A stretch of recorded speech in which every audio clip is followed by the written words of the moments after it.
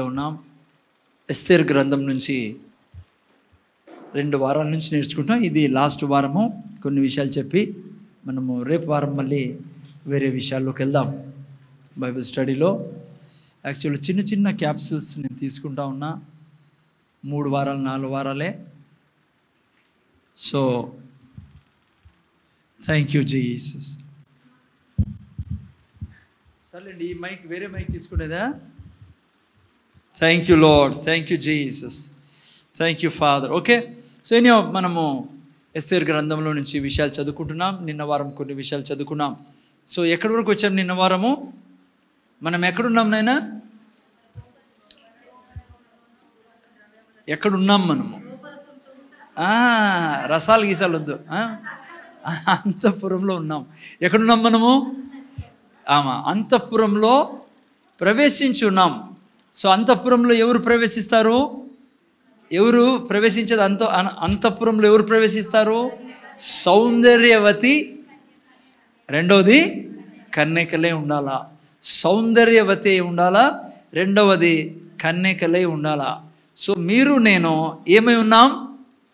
సౌందర్యవతులై ఉన్నాం, కన్యకలు కూడా అయినాం. కులేప అర్థమైందా? మీసాలు ఉన్నాయి నేను ఎట్లా సార్ అనొద్దు. ఆత్మీయంగా నీ ఆత్మ దేవుడు కన్యత్వంతో పోల్చాడు. సో మీరు నేను ఆ యొక్క విషయం అక్కడి వరకు వచ్చాం. మీరు నేను బైబిల్లో నుంచి చదువుకుంటున్నాం. మరి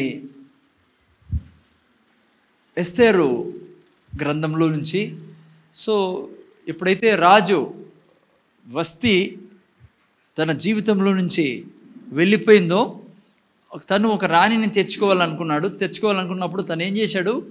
ఆ ప్రాంతం తన ఉన్న దేశం అంతట్లో మరి సౌందర్యవతులైన వారిని, కన్యకలైన వారిని పిలువనింపించుకున్నాడు యొక్క అంతఃపురంలోకి. ఓకే, సో అక్కడ ఉంచి వీరిని 6 నెలలు గోపరసముతోనూ 6 నెలలు సుగంధ వర్గములతోనూ వారిని స్నానం చేపించి వారి యొక్క శరీరానికి అవన్నీ తుడిచి అప్లై చేసి వాళ్ళలో ఆ రాజు ముందుకు తీసుకొచ్చినప్పుడు ఆ యొక్క ఆ కన్యకలందరినీ, ఆ సౌందర్యవతలందరినీ తీసుకొచ్చినప్పుడు మరి దాంట్లో నుంచి తను ఒకరిని ఎన్నుకోవడం జరుగుతుంది. అదే ఎస్తేరు గ్రంథంలో రాయబడింది. అందుకే ఎస్తేరుని తను రాణిగా ఎన్నుకున్నాడు అనమాట. సో మీరు చూసినట్లయితే సో మిగతా వాళ్ళందరూ ఎక్కడికి వెళ్తారు? ఇంకా వారి ఇండ్లకి వెళ్ళిపోవాలి పిల్లరా. వాళ్ళ పాత జీవితానికి వాళ్ళు పోవలసి ఉంటుంది, ఎవరైతే ఎన్నుకోబడలేదో. ఇది చాలా ఆత్మీయంగా మీరు చూసినట్లయితే చాలా ఇంపార్టెంట్ ప్యాసేజ్. మనకు ఆత్మీయంగా మనం గత 2 వారాల నుంచి చూసుకుంటున్నాం. మీరు నేను ఆ యొక్క అంతఃపురంలో చేరి ఉన్నాం. ఆ తర్వాత మీరు నేను కన్యకలుగా ఉన్నాం, సౌందర్యవతులుగా చేయబడి ఉన్నాం. మరి ఇప్పుడు మన ముందున్న పరీక్ష ఏంటంటే, రాజు ఎదుట మనం వెళ్ళినప్పుడు ఆయన మనల్ని అంగీకరిస్తాడా లేదా? ఎందుకంటే ఎస్తేర్ని అంగీకరించి తనను రాణిగా చేసుకున్నాడు. సో ఇక్కడ చూసినట్లయితే ఆత్మీయంగా మనం ఏం నేర్చుకుంటాం ఈ యొక్క ఎస్తేరు జీవితం నుంచి అంటే, ప్రతి మనిషికి 2 డెస్టినేషన్స్ ఉన్నాయి. 2 స్థలాలకి వెళ్ళాలా. ఒకటి రాజగృహంలో కన్నా వెళ్ళాలా. రెండవది అక్కడ చూస్తే ఆమె వారి సొంత ఇంటికి వెళ్ళిపోవాలా. మరి ఆత్మీయంగా చూసుకుంటే పిల్లరా, ఈ లోకంలో ప్రతి మనిషికి 2 డెస్టినేషన్స్, 2 స్థానాలు ఉన్నాయి. ఎప్పుడు ఈ లోకాన్ని విడిచిన తర్వాత ఒకటి రాజు దగ్గరికన్నా వెళ్ళాలా. ఎవరు ఆ రాజు? యేసు ప్రభు దగ్గరికన్నా వెళ్ళాలా, దేవుని దగ్గరికన్నా వెళ్తాడు ఆ వ్యక్తి. లేకుంటే పాతాళానికి వెళ్ళాల్సి ఉంటుంది. ఏ వ్యక్తి అయితే అంతఃపురంలో ప్రవేశించి రాజు యొక్క ఎన్నికలోకి పోడో ఆ వ్యక్తి పాతాళానికి వెళ్ళాల్సి వస్తుంది. అంటే యేసు ప్రభు లేకుండా ఉంటే ఏ వ్యక్తి అయినా సరే, ఈ సృష్టిలో పుట్టిన ప్రతి మనిషి మరి అతను రక్షణ లేదు కాబట్టి రాజు దగ్గరికి పోయేకి అర్హత లేదు, స్వర్గానికి పోయేకి అర్హత లేకుండా పాతాళానికి పోల్సి వస్తుంది పిల్లరా. అయితే ఇక్కడ మీరు నేను యేసు ప్రభుని రక్షకుడుగా అంగీకరించిన బిడ్డలం. మీరు నేను ఆల్రెడీ దేవుని యొక్క సంతానంగా దేవుని యొక్క రాజ్యంలో ప్రవేశించిన వాళ్ళము. అయితే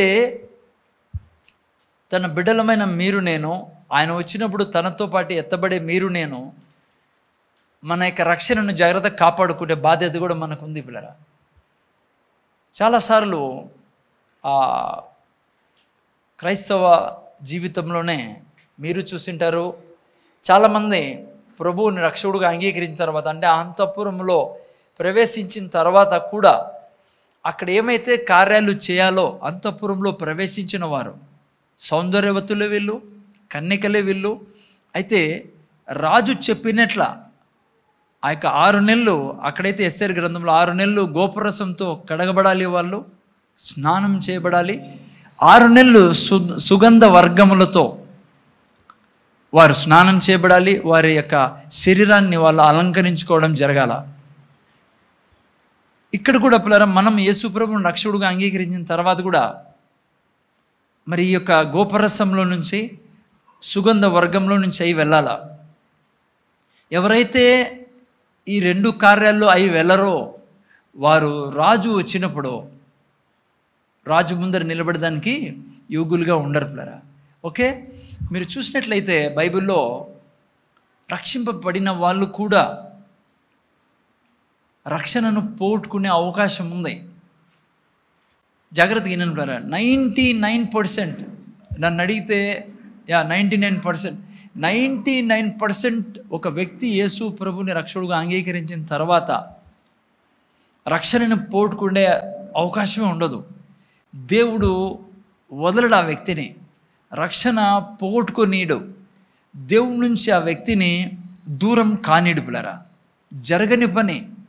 కానీ అట్లని చెప్పి నిర్లక్ష్యంగా ఉంటే పోగొట్టుకునే అవకాశం ఉంది. నీ ఆత్మ పాతాళానికి పోయే అవకాశం ఉంది నువ్వు యేసు ప్రభువుని రక్షకుడుగా అంగీకరించిన తర్వాత కూడా. అందుకే చాలా జాగ్రత్తగా మన యొక్క జీవితాన్ని యేసు ప్రభువుని రక్షకుడుగా అంగీకరించిన తర్వాత చాలా జాగ్రత్తగా మన జీవితాన్ని మనము ముందుకు తీసుకెళ్ళాలా. ఈ యొక్క భాగం చదివిన తర్వాత నేను మనం ముందుకు తీసుకెళ్తాను. మీరు హెబ్రీ రాసిన పత్రిక 6వ అధ్యాయం 4 నుంచి మీరు చదివినట్లయితే కొన్ని కారణాలు రాయబడి ఉన్నాయి అక్కడ. ఎవరు వారి రక్షణను పోగొట్టుకుంటారు. జరగకూడదు, ఇది జరగనీడు, యేసు ప్రభు జరగనీడు. కానీ చాలామంది ఆ యొక్క రక్షణ యొక్క విలువని గ్రహించక తిరిగి పాపంలోకి వెళ్ళడం వలన, దేవునికి దూరం కావడం వలన వారి రక్షణను పోగొట్టుకున్న వాళ్ళు కూడా లోకంలో ఉన్నారు. చూడండి, ఇక్కడ రాయబడింది, ఎవరు ఆ యొక్క రాజు ముందర నిలబడకుండా అంతఃపురం నుంచి ఇంటికి పంపించబడతారు, రాణిగా చేయబడక ఇంటికి పంపించబడతారంటే ఇక్కడ రాయబడింది. చదువు నైనా. ఒకసారి వెలిగింపబడి పరలోక సంబంధమైన వరమును రుచి చూచి పరిశుద్ధాత్మలో పాలివారై దేవుని దివ్య వాక్యమును రాబోవు యుగ సంబంధమైన శక్తుల ప్రభావమును అనుభవించిన తర్వాత తప్పిపోయిన వారు తమ విషయములో దేవుని కుమారుని మరలా సిలువ వేయిచు బాహాటముగా ఆయనను అవమానపరచుచున్నారు గనుక మారు మనస్సు పొందినట్లు అట్టి వారిని మరలా నూతన పరచుట అసాధ్యం. ఇక్కడ చూసుకున్నట్లే ఇంటికి పోయి చదువుకోండి. 6వ అధ్యాయం మనకు బాగా తెలిసిన ఈ ప్యాసేజ్. ఒకసారి వెలిగింపబడిన తర్వాత, పరిశుద్ధాత్మతో పాలివారైన తర్వాత, వాక్యం తెలుసుకున్న తర్వాత, ఈ యుగ సంబంధమైన శక్తుల ప్రభావము వలన, అంటే చాలామంది, నేను చాలామంది చూశాను దేవుని క్రైస్తవ కుటుంబంలో పుట్టి రక్షణ పొందుకొని ఆ తర్వాత మెయిన్గా మ్యారేజ్ చేసుకున్న తర్వాత, జాగ్రత్తగా వినండి, పెళ్ళి అయిన తర్వాత చాలామంది వారి రక్షణను పోగొట్టుకున్న వాళ్ళు ఉన్నారు. ఎందుకంటే సాతాను అంత ఈజీగా వదలడు. బైబిల్లో రాయబడింది, వాడు ఎవరు మృంగుదుమా అని తిరుగుతున్నాడు. సో అందుకే చాలా జాగ్రత్తగా ఉండాల్సింది ఎక్కడంటే మ్యారేజ్ ఆస్పెక్ట్లో. పిల్లలు, మ్యారేజ్లో ఒక స్త్రీ పురుషుడు యేసుని రక్షకుడుగా అంగీకరించిన తర్వాత చాలా జాగ్రత్తగా ఉండాలి. ఎందుకంటే ఆ ఏరియాలో నువ్వు అన్యుణ్ణి చేసుకున్నావు అనుకో, నువ్వు చాలా కష్టాల్లో పడే అవకాశం ఉంది. కొంతమంది చేసుకున్నాక రక్షణ పొందుకున్న వాళ్ళు ఉన్నారు. అట్లని చెప్పి నువ్వు ఛాన్స్ తీసుకోకూడదు. బైబిల్ ఒప్పుకోదు నువ్వు యేసు ప్రభుని రక్షకుడుగా అంగీకరించని వాణ్ణి చేసుకోవడం. నువ్వు దేవుని ఆలయమే ఉన్నావు, నువ్వు దేవుడు నిన్ను తన కొరకు ప్రత్యేకపరుచుకున్నాడు, నువ్వు రక్తంతో కొనబడి ఉన్నావు. నువ్వు ఆ తర్వాత కేవలం కొన్ని కారణాల వలన శరీర సుఖం కోసమో, డబ్బు కోసమో, ఉద్యోగం కోసమో, బంధుత్వం పోతుందని నువ్వు వివాహంలో పాల్గొంటే మాత్రము దేవుడు రెస్పాన్సిబుల్ కాదు నీ రక్షణకి. చాలా కుటుంబాలు, నాకు తెలిసిన కుటుంబాలు ఉన్నాయి, వారు మంచిగా భక్తిగా ఉండేవాళ్ళు వివాహం ద్వారా దూరం అయిపోయి దేవునికి నిదానంగా అట్లే విగ్రహారాధనలోకి వెళ్ళిపోయిన వాళ్ళు ఉన్నారు. అదే ఇక్కడ రాయబడింది పిల్లరా. సో ఏం రాయబడింది ఇక్కడ? యుగ సంబంధమైన శక్తుల ప్రభావం అనుభవించిన తర్వాత తప్పిపోయిన వారు తమ విషయంలో దేవుని కుమారుని వేరే మైక్ తీసుకుంటారు.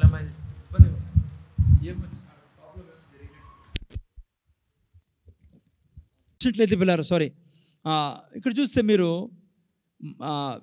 తమ విషయంలో దేవుని కుమారుని మరలా సిలువ వేయచ్చు బాహాటముగా ఆయనను అవమానపరచుచున్నారు గనుక మారు మనసు పొందునట్లు అట్టి వారికి మరలా నూతన పరచబడుట అసాధ్యం. ఈ ఏరియాలో మనం రక్షణ పోగొట్టుకుంటాం. మొదటి పేతురులో కూడా రెండు వాక్యాలు మనం చదువుకుందాం. మొదటి పేతురు 2వ అధ్యాయం 20వ వాక్యంలో మీరు చూసినట్లయితే, మొదటి పేతురు తప్పిదమునకై దెబ్బలు తినినప్పుడు, సారీ ఒక్క నిమిషమా, 2వ పేతురు, మొదటి పేతురు ఎక్కడున్నాం మనము?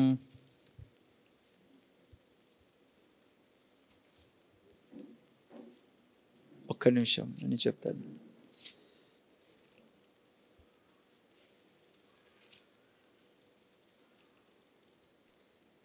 రెండో పేతురు 2వ అధ్యాయం 20వ వాక్యం.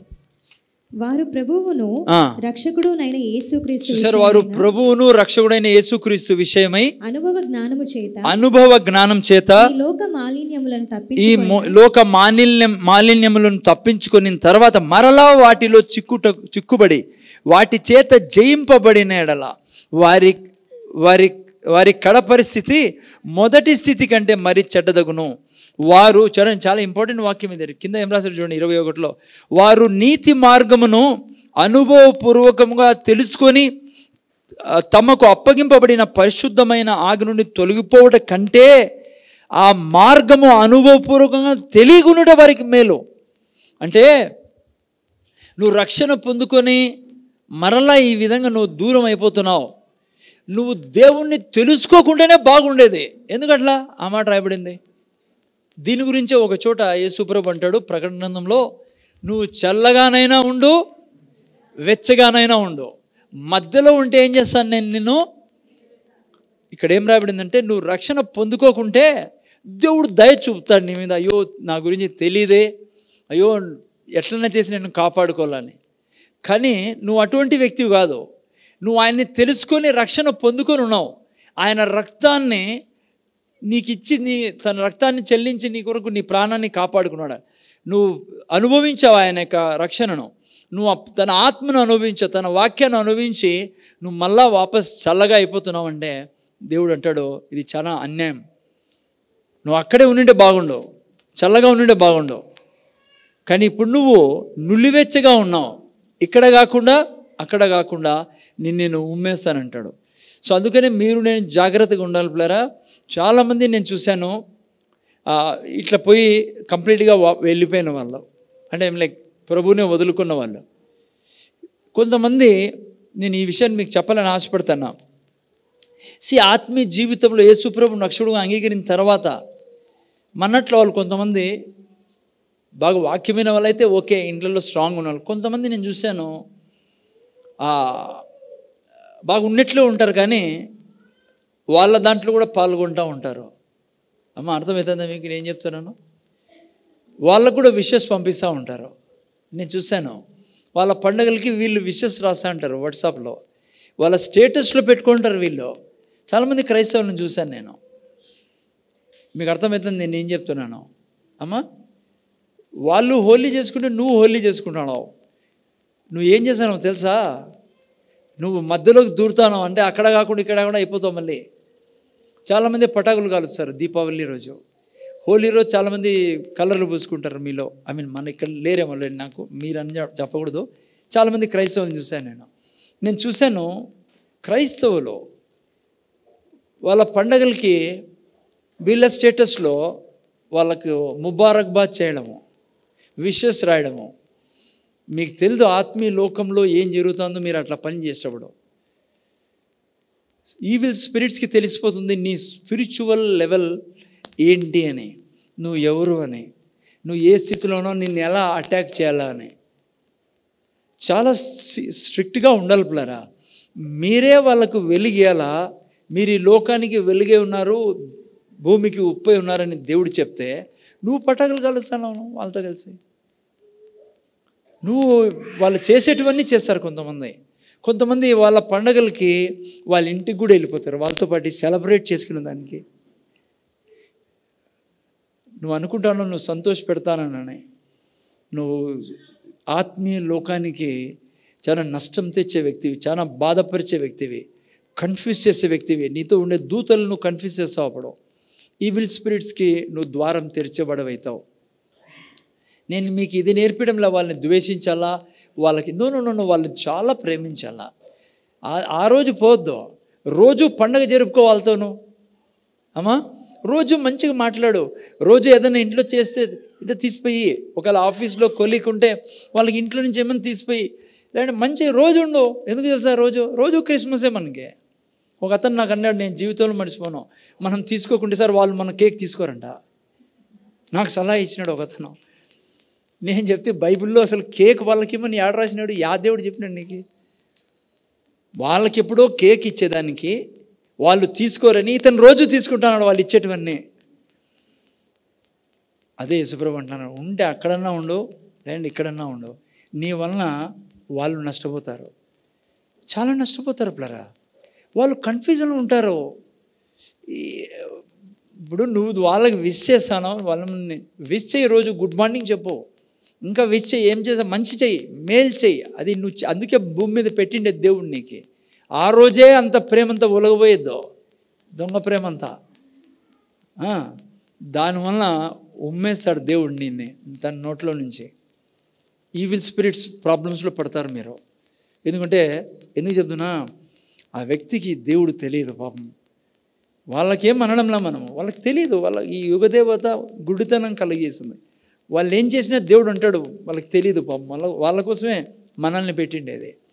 నువ్వు వాళ్ళని సరైన దారిలో నడిపిరంటే వాళ్ళు ఇచ్చే బిర్యానీనో, వాళ్ళు ఇచ్చే అదేందమ్మా అది పూర్ణం కూడా వాళ్ళకో నువ్వు కకృతి పడి, ఏమా ఏంట్రా రసమో సాంబారో చట్నీనో వాళ్ళు ఇచ్చేది రోజు తింటా ఉంటావు మళ్ళీ ఇంట్లో. ఆ రోజు మాత్రం అది తినే తీరాలా. ఓపెన్గా నేను చెప్తున్నాను లేరా. ఎందుకు తెలుసా, నాకు ఎందుకు చెప్పాల్సి వస్తుంది తెలుసా, మీరు వాళ్ళని చీట్ చేస్తున్నారు, వాళ్ళ ఆత్మని కన్ఫ్యూజ్ చేసి పెడుతున్నారు. సంవత్సరం అంతా ప్రేమించు, సంవత్సరం అంతా వాళ్ళ ఇంట్లోకి పో. వాళ్ళు ఏదైనా హాస్పిటల్ పెడితే ఫస్ట్ నువ్వు పరిగెత్తు వాళ్ళ బంధువుల కంటే ముందు. మా అర్థమవుతుందా? వాళ్ళు ఏదైనా అపాయంలో ఉన్నారు, ఎక్కడన్నా ఏదైనా ఇరుక్కున్నారంటే నువ్వు ఉండు ఫస్ట్ పోయి, నువ్వు ఫ్రెండ్గా, నువ్వు ఉండు బంధువుగా. దేవుడు నీకు సంవత్సరం అంతా ప్రేమించు, ఆ రోజు జాగ్రత్త ఉండవు. వాళ్ళు ఏదైనా సెలబ్రేట్ చేసుకునే రోజు వాళ్ళకి చెప్పు, అయ్యా నిన్ను యేసుప్రభు ప్రేమిస్తా ఉన్నాడు. ఎంత అన్యాయం చెప్పండి అమ్మా, ఇది ఎంత ద్రోహం తెలుసా. నేను ఆ పని చేస్తూ ఉంటే నువ్వు అనుకుంటావు బంధువులకు బాధ పెట్టకూడదని. నువ్వు బాధ పెట్టేది పక్కన పెట్టు, వారికి అన్యాయం చేస్తాను. వారు పాతాళంలో పోయిన తర్వాత నీ గురించి ఎంత బాధపడతారు తెలుసా. నమ్మక ద్రోహం చేసావు నువ్వు అంటారు.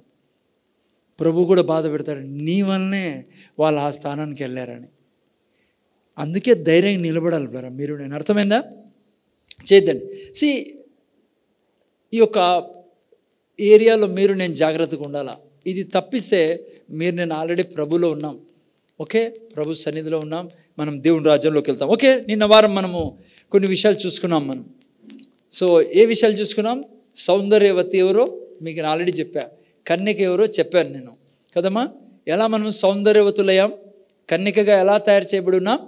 యేసయ్య ద్వారా, యేసయ్య రక్తం ద్వారా, యేసు ప్రభుని రక్షకుడుగా అంగీకరించడం ద్వారా మనం ఏం చేయబడి ఉన్నాం? సౌందర్యవతులుగా మార్చబడి ఉన్నాం. అందుకే కావాలనే పరిశుద్ధాత్మ దేవుడు యెషయా గ్రంథము 53:2-3 ఏం రాశాడు? ఆయన స్వరూపమైనను సొగసైనను లేకుండా అయిపోయినాడు. ఎందుకు?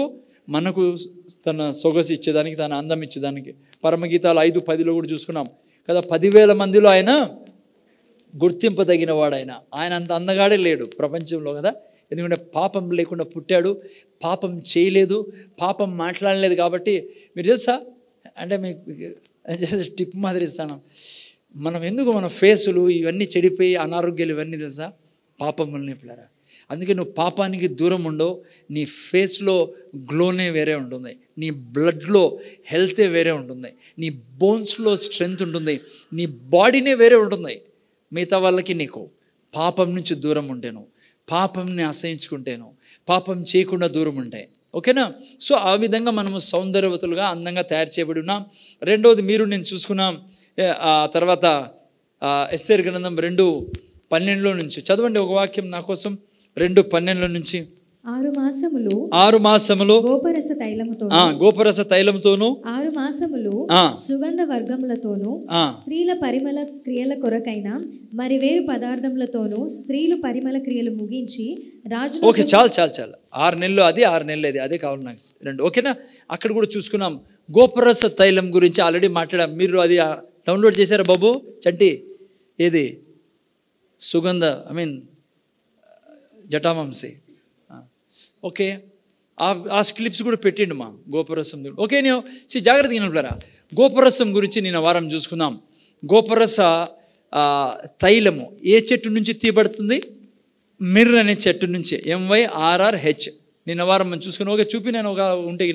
ఆ యొక్క చెట్టు యాక్చువల్గా ముళ్ళ చెట్టు. అది మీరు చూసే ముళ్ళతో నిండి ఉన్న చెట్టు మాదిరి ఉంటుంది, కానీ ఎంత పవర్ఫుల్ చెట్టు అంటే పిల్లరా, ఆ యొక్క చెట్టులో ఎప్పుడైతే ఆ యొక్క తన యొక్క బ్రాంచెస్కి, ఆ యొక్క ట్రంక్కి, ముద్దుకి గొడ్డలతో ఎప్పుడైతే కట్ చేయడం జరుగుతుందో అందులో నుంచి ఏమొస్తుంది?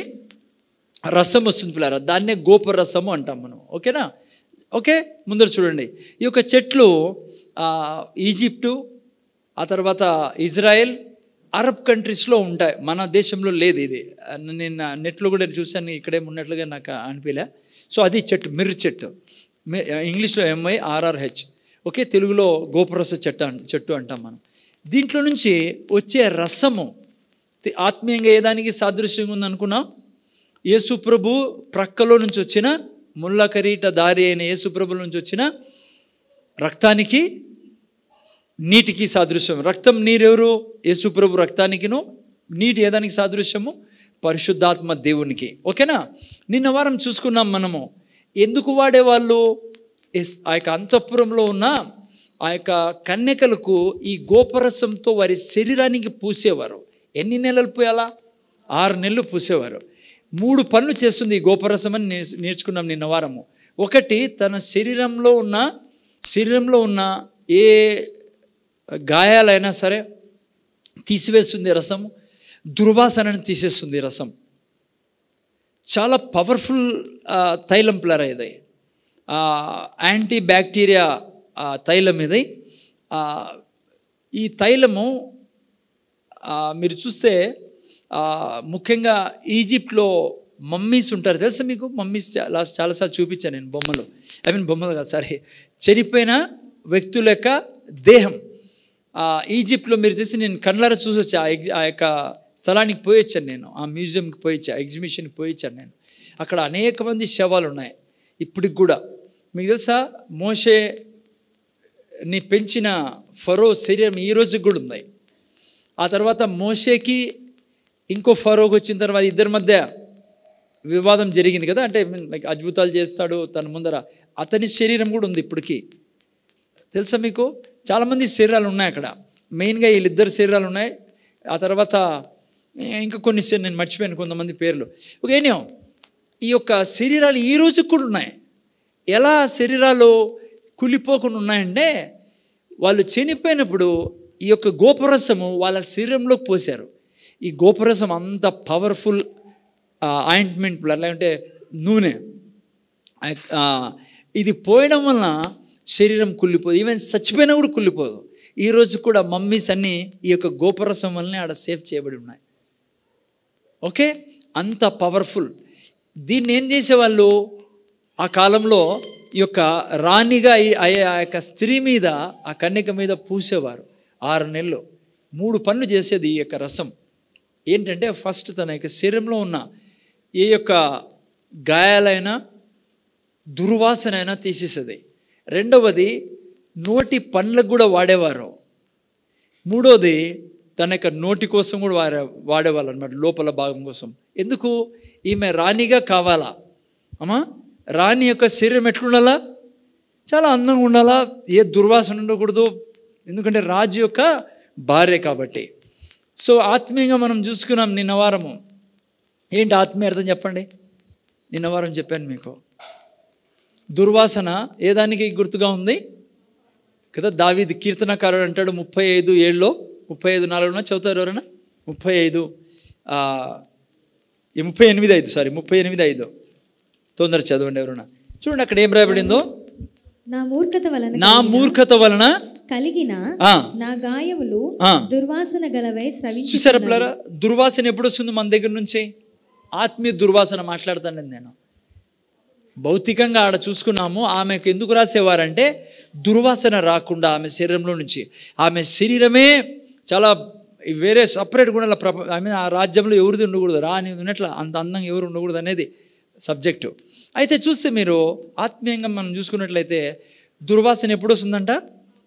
వారు చేసిన నా మూర్ఖత వలన కలిగిన గాయములు దుర్వాసన గలవై స్రవించును. ఎవరు చేశారా? ఎవరి గురించి రాయబడింది? అది దావీదు గురించి. దావీదు యొక్క మూర్ఖత ఈరోజు కూడా దుర్వాసన కొడుతుందే లేదా? చాలామంది అన్యులు కామెంట్ రాస్తుంటారు, మీ దేవుడు ఎట్లా వాడు? వ్యభిచారం చేసిన వ్యక్తిని పట్టుకొని నా హృదయానుసారుడు అంటాడు. అమ్మా, మర్డర్ చేసిన వ్యక్తిని పట్టుకొని మీ దేవుడు, మీరు గొప్ప దేవుడు ఏమంటారు? హృదయానుసారుడు, నీ మీద నా శాశ్వత కృప ఉంటుంది. తెలియక వాళ్ళకి తెలియదు. యాక్చువల్ బైబిల్ ఇట్లాంటివి పట్టుకుంటారు వాళ్ళు. కొన్ని సాతాను వాళ్ళకి ఇవి ఇచ్చి దేవుణ్ణి దూషించే పని చేస్తుంటారు. కానీ మీరు చూసారా దుర్వాసన ఈరోజు కూడా ఉన్నాయి. నేను చెప్తున్నా మీకు, నా జీవితంలో మూర్ఖత వలన చేసే పనులు, అంటే మూర్ఖత అంటే ఏంటి? నిన్న వారం చూసుకున్నాం. చెప్పినా వినుకోకుండా చేసే పని, తెలిసి ఇది చేయకూడదు, ఇది తప్పురానైనా, ఇది పాపంరా, దీనివల్ల అయినా చేసేది. ఎప్పుడైతే మనం అటువంటి పనులలో ఉంటామో దుర్వాసన వస్తుంది. మీకు రాదేమో కానీ పక్కనోడు అనుకుంటాడు, ఖచ్చితంగా అనుకుంటాడు, అబద్ధాలు చెప్తుంది చూడు ఈమె, ఎన్ని అబద్ధాలు చెప్తుందో, లేదంటే ఎంత కోపం చూడు ఈమెకు, ఎంత కుళ్ళు చూడు ఈమెకు, లేదంటే ఇతను చూడు ప్రార్థన చేసి అన్నీ చేస్తాడు కానీ కదా, ఏదో లైక్ ఈ యొక్క పాపంలో నువ్వు జీవిస్తా అంటే నువ్వు అనుకోవచ్చు కానీ ఏముంది, బాగా పని జరిగిపోతుందని నీలో నుంచి దుర్వాసన వస్తూ ఉంటుంది. ప్రజలు ఏమంటే చెప్పరు. సో అందుకనే దీనికి విరుగుడేంటి? గోపరసము పూసుకోవాలా మనం. గోపరసం ఏంటి? యేసు రక్తంతో సమానం. ఆత్మీయంగా రసం ఏంటి? అది ఆ చెట్టులో నుంచి తీసి, ఆయన శరీరంలో నుంచి తీసినది రక్తము, నీళ్ళు. ఓకేనా? సో రక్తముతో మనం కడుక్కోవాలి పిల్లరా. అందుకే ప్రార్థనా జీవితంలో పోయినప్పుడు ప్రభు సన్నిధిలో చెప్పాలయా, నా హృదయాన్ని నేను ముందర పెడతానా, నేను చాలా బిజీ లైఫ్లో ఉన్నా ఈ భూమి మీద, కానీ నా హృదయాన్ని నువ్వు బాగా ఎరిగిన దేవుడివే, నాకు తెలియజే ఏంటి సమస్య, నాకు తెలియజే నేను ఎట్లున్నాను, సరిగా ఉన్నానా, నేను మనుషులతో సరిగా ఉన్నానా, నీతో సరిగా ఉన్నానా. సో అందుకే ప్రార్థనాపరుడు పాపం చేయలేడని బుధవారం నేను సెల్ గ్రూప్లో చెప్పా. చేయలేడు అన్నాను కానీ చేసి దాంట్లో నివసించలేడు ఆ వ్యక్తి. ఎందుకంటే ప్రార్థనలో నువ్వు ప్రార్థనాపరుడు అయితే పరిశుద్ధాత్మ దేవుడు నీతో ఫస్ట్ మాట్లాడేది ఇదే, నువ్వు ఎందుకు ఆ పని చేసావు, ఎందుకు ఈ పని చేసావు. నువ్వు ఎప్పుడైతే ఆయన దగ్గర క్షమాపణ పొందుకుంటావో, నువ్వు అంటావు, నైనా ఇంక నుంచి వాళ్ళతో మాట్లాడతా, అయ్యా నాకు తెలుసు వాళ్ళకి అన్యాయం చేశా, అయ్యా నా భార్యతో ఇట్లా మాట్లాడా, చేయనయా. మేము చెప్తున్నా పిల్లరా, పాపంలో జీవించడం వలన ఎప్పుడు లాభం ఉండదు, నష్టం ఉంటుంది. సాతాను మనల్ని ప్రోత్సహిస్తాడు, నువ్వు కోపంతో, ద్వేషంతో, అసూయతో ఉండడం వలన ప్రజలు నీకు భయపడతారని, లేదంటే నీ పనులు జరిగిపోతాయని. ఎక్కడ ఎప్పుడు జరగవే. అందుకనే నేను పాపం నుంచి దూరం ఉండాలా, దుర్వాసన నుంచి దూరం ఉండాలి పేరా. అందుకే యెషయా గ్రంథం 11:3 ఏం రాయబడింది? యెహోవా యందు భయభక్తులు ఉండడం వలన సువాసన వస్తుందని కదమ్మా. యెహోవా భయము చదువునేనా? యెహోవా భయము అతనికి ఇంపైన సువాసనగా ఉండును. నీకు భయం ఉండాలా. ఏ భయము? ఆ భయం కాదు, లోకంలో ఉండే భయము. యెహోవా భయం అంటే రెవరెన్స్, గౌరవం. నువ్వు నన్ను నీ భార్యగా చేసుకున్నావు తండ్రి, నేను నీ బిడ్డను, నన్ను నీతిమంతుడిగా చేశావు, స్వర్గానికి వారసుని నేను, నాకు భూమి మీద అధికారం ఇచ్చావు, నీతో పాటు కూర్చోబెట్టుకున్నావు, నీ ఆస్తి నాకు ఇచ్చావు, బీదరికాన్ని కొట్టేశావు, ఎంత గొప్ప జీవితం ఇచ్చావు తండ్రి. అది భయం అంటే. రెవరెన్స్ అని రాయబడి ఉంటుంది ఇంగ్లీష్ వర్షన్లో మీరు చూస్తే, హానరింగ్. సో అందుకనే పిల్లరా, మీరు నేను ఎప్పుడు కూడా పాపం చేసేటప్పుడు దీని ద్వారా దుర్వాసన వస్తుంది, నా ప్రభువుకి దుర్వాసన వస్తుంది, నా ప్రభు నామం చెడిపోతుంది. అంతే కదా. మీరు చూడండి, మిగతా వాళ్ళు ఏం పాపమన్నా చేసుకొని ఏమనరు వాళ్ళని. క్రైస్తవుడు ఏదైనా తప్పు చేశాడు అంటే వెంటనే ఏమంటారు, నువ్వు చర్చికి పోతావు, నువ్వు బైబిల్ చదువుతావు. అటాక్ యాదాని మీద, చర్చ్, బైబిల్, నువ్వు ప్రార్థన చేస్తావు, ఇదే నువ్వు. భర్త ఏమంటాడు, ఫస్ట్ నువ్వు బైబిల్, మనం కూడా కొట్లాడుకుంటాం ఇంట్లో, నువ్వు బైబిల్ చదువుతావు, ప్రార్థన చేసుకుంటావు, ఇదే నువ్వు చేసేదా. So what I'm saying is, నేను వెంటనే ఆ రక్తాన్ని ఆశ్రయించాలా, ఒప్పుకుంటే దేవుని దగ్గర కృపను అడిగితే ఎటువంటి పాపపు స్వభావం నుంచి ఆయన బయటపడేస్తాడు. యథార్థత ఉండాలా. నువ్వు అనకూడదు ఆయన దగ్గర కూర్చొని, ఆమె అట్లా అనొచ్చా అందుకే నేనన్నా, వాళ్ళు మాట్లాడరు కాబట్టి నేను మాట్లాడినాను, వాళ్ళు నాకు ఇది చెప్పి చేయలే కాబట్టి నేను వాళ్ళ ముఖం కూడా చూడను. గబ్బు వాసన వస్తూ ఉంటుంది నీ దగ్గర. ఎప్పుడు ఏది రిజర్వేషన్ ఉండకూడదు పిల్లరా.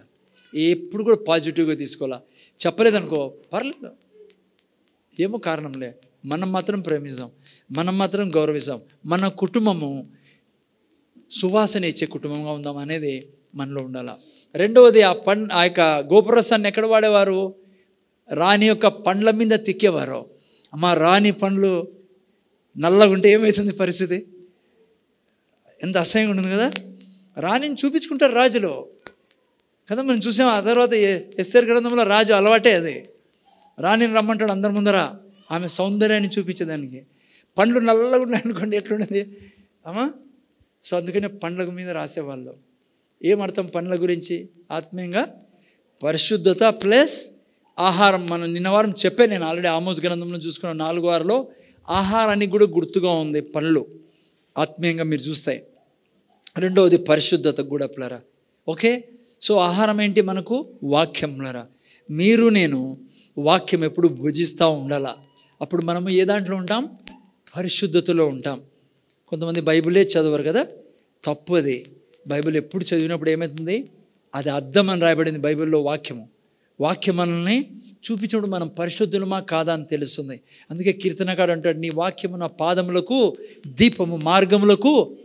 సో గోపరసం 6 నెలలు ఎందుకు పూసుకుంటాను ఆమె, రాజుని ఎదుర్కోవాలా.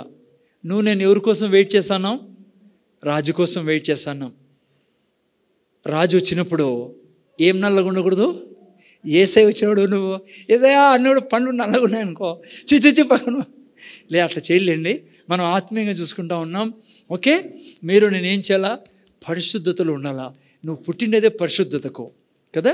యేసుప్రభు నేను పరిశుద్ధులాగా మీరు పరిశుద్ధం. ఎక్కడ దొరుకుతుంది పరిశుద్ధత, గోపరసం పండ్లకు. మనం గోపరసం వాక్యాన్ని తీసుకొని మన లోపలికి పంపించాలా మన వాక్యం. అందుకే కీర్తనకాడు ఏమన్నాడు 119:10 ఏమంటాడు తెలుసా, నీ వాక్యము నా హృదయంలో ఉంచుకున్నాను కాబట్టి నేను నీకు విరోధంగా పాపం చేయను అంటాడు. వాక్యం నీలో ఉంటే నువ్వు పాపం చేయలేవు. అందుకే వాక్యం చదవాలా నాయనా. వాక్యం ఎప్పుడు చదవాలా. ప్రార్థన చేసినప్పుడు నువ్వు పాపం చేసి ఉంటే, దుర్వాసన ఉంటే నువ్వు కడుక్కుంటావు. ప్రార్థనలో దేవుడు నీతో మాట్లాడతాడు. వాక్యం ద్వారా పరిశుద్ధత. మూడోది, గోపరసం దానికోసం వాడేవాళ్ళు, వాళ్ళు నోటి కోసం వాడేవాళ్ళు. ఏమర్థము, రాణి మాట్లాడే ప్రతి మాట ఎట్లుండాలా, చాలా గంభీరమైన మాటలు ఉండాలి ఆమె దగ్గర. ఆమె మాటల మీద చాలా చాలా జరుగుతాయి దేశంలో.